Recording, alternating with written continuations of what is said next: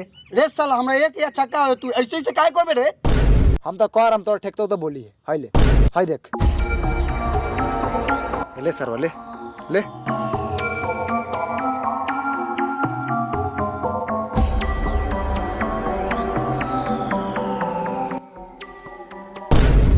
फेकल बा सरऊ अब तक तोर मिजाज केल मस्त करतनी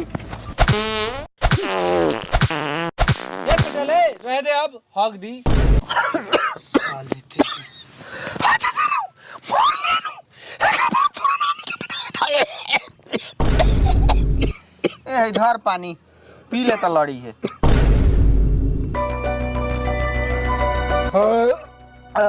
साले आवाज बंद होलक धौन मर ले रुक साला अब हमरा खाली दे में ठेके दे ओकरा बाद साले मारत मारत तोरा मरल का नाला तक पहुंचा दे हम।